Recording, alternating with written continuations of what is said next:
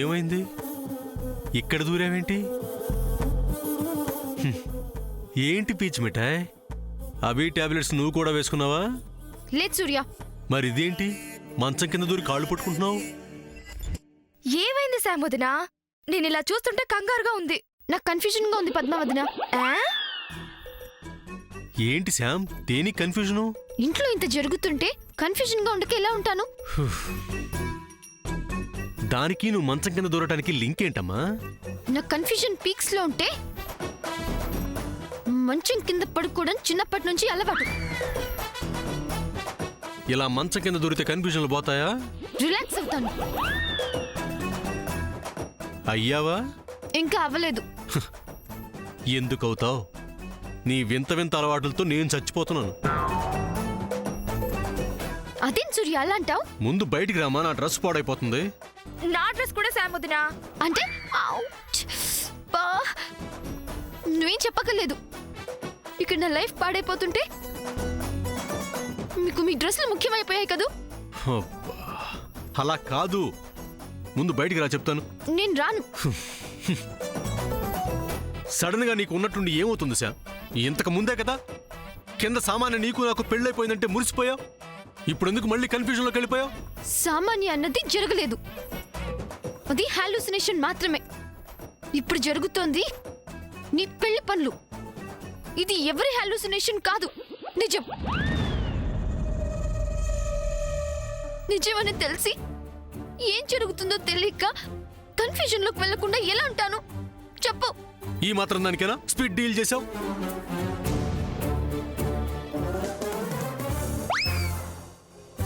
ఏంటి మాట్లాడవు? శామదనా,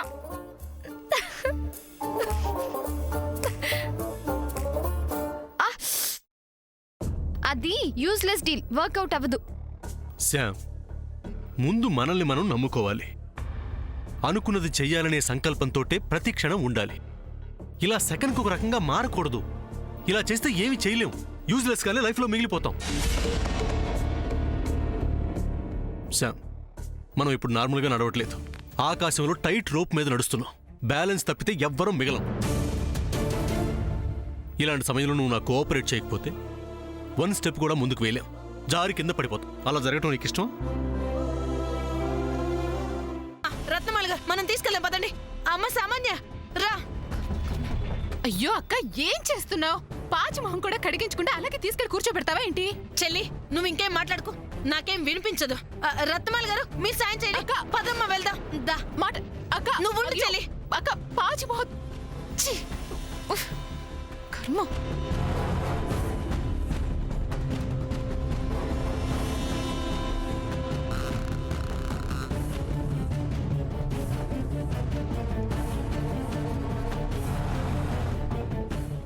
అమ్మా సావిత్రమ్మ గారు, మేమింకా ఎంతసేపు ఆగాలమ్మా? ఇంటి దగ్గర చాలా పనులున్నాయమ్మా, మేము త్వరగా వెళ్ళాలి. వెళ్ళండి వెళ్ళండి, ఇంటి దగ్గర పనులుంటాయి కదా. వెళ్ళం పదండి. పదక్క వెళ్దాం. ఆగండి, ఇదిగో వచ్చేస్తుంది సామాన్య. ఆగండి.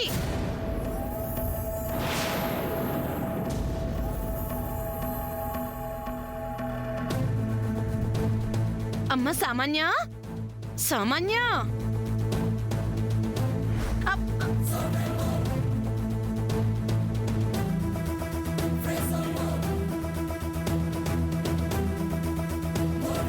ఎక్కడికి వెళ్ళేది? వచ్చేసిందిగా. కనీసం మొహం కూడా కడగలేదే. జాగ్రత్తమ్మా. చూస్తారండి పిన్ని గారు, కానివ్వండి కానివ్వండి. రాజీ ఆగు. ముహూర్తం ఎన్ని గంటలకమ్మా? అది అత్త 5 5:30కి. మరి ఇప్పుడు టైం ఎంతైంది? అది 5:25 అనుకుంటా అత్త. హా. అవునా, అంత కరెక్ట్ గా నువ్వు ఎలా చెప్పగలిగావు? ఆ, ఆ, ఇదిగో రత్నమాల చేతికి వాచి ఉంది కదా, అందులో 5:25 అయింది అత్త. ఏం రత్నమాల గారు? అవును, 5:20 అయింది. ఆ, కానీ ఆకాశాన్ని చూస్తే అలా అనిపించట్లేదే, బాగా తెల్లారిపోయింది కదా. అవునానమ్మా, నాకు అదే డౌట్గా ఉంది. నేను నా ఫోన్ తీసుకొస్తాను, నా ఫోన్లో కరెక్ట్ టైం ఉంది. ఆగు చంద్ర, నువ్వు ఇప్పుడు పైకి వెళ్ళి టైం చూసి వచ్చేసరికి ఉన్న ఆ కాస్త 5 మినిట్స్ కూడా అయిపోతుంది. మళ్ళీ టైం అవగొట్టి ఈ ప్రోగ్రామ్ ని కాస్త పోస్ట్ పోన్ చేయాలనా మీ ఆలోచన? పైకి వెళ్ళడం లేట్ అవుతుంది అంటే పక్కనే నా గదిలో ఫోన్ ఉంది, నేను వెళ్ళి తీసుకొస్తాను. కర్మ. ఒకసారి చెక్ చేద్దాం. పద్మ, ఇప్పుడే మీ డిస్కషన్ వల్ల అప్పుడే 1 మినిట్ అయిపోయింది. మిమ్మల్ని చూస్తుంటే ఈ రోజు కూడా ఈ ప్రోగ్రామ్ ని క్యాన్సిల్ చేయాలనే ఆలోచనలో ఉన్నట్టున్నారు. అది కాదా ఆంటీ? ఇంకేం మాట్లాడుకో. మాటి మాటికి పబ్లిక్ ముందు మమ్మల్ని ఇన్సల్ట్ చేయడం మీకు బాగా అలవాటైపోయింది. ఇంకా మా వల్ల కాదు. ఇప్పుడే ప్రెస్కి ఫోన్ చేసి చెప్పాల్సిందంతా చెప్పి వెళ్ళిపోతాం. ప్రెస్సా?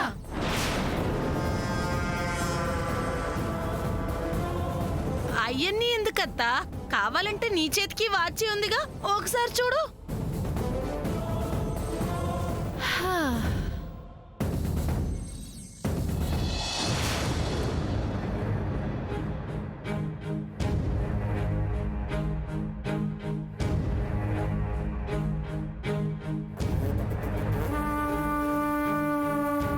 నేనెప్పుడు అబద్ధం చెప్పనత్తా.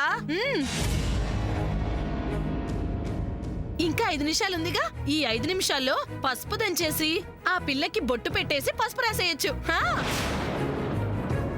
సావిత్రమ్మ గారు, మీరు చెప్పింది చేస్తారన్న నమ్మకంతోనే మేము ఇక్కడున్నాం. మీరు అన్న మాటకి విలువిచ్చాం. ఆ విలువని మీరు కాపాడుకుంటారని నమ్మకంతోనే మేమున్నాం. అత్త, టైం అవుతుందత్తా. ఇది నువ్వు చెప్పిన ముహూర్తమే కదా. నీ ముందే ఒక ఆడపిల్లకు అన్యాయం జరుగుతుంటే చూస్తూ ఊరుకుంటావా? వీళ్ళందరూ ఊరుకుంటారా? టైం అయిపోతుందండి. ఏ విషయమో తొందరగా చెప్పండి.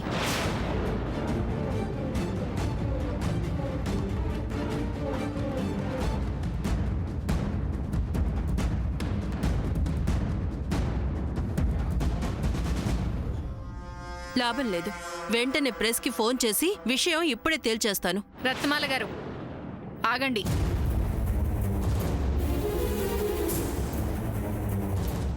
రాజీ, పసుపు దంచే కార్యక్రమాన్ని మొదలు పెట్టండి. అత్తయ్యగారు, ఇంక నువ్వేం మాట్లాడద్దమ్మా.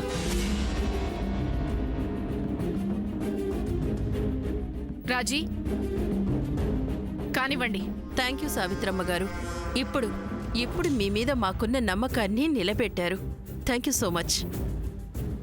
రాజీ గారు, కానివ్వండి. ఇంకా ఆలోచిస్తున్నారండి. పదండి పదండి, రోకలు తీసుకోండి.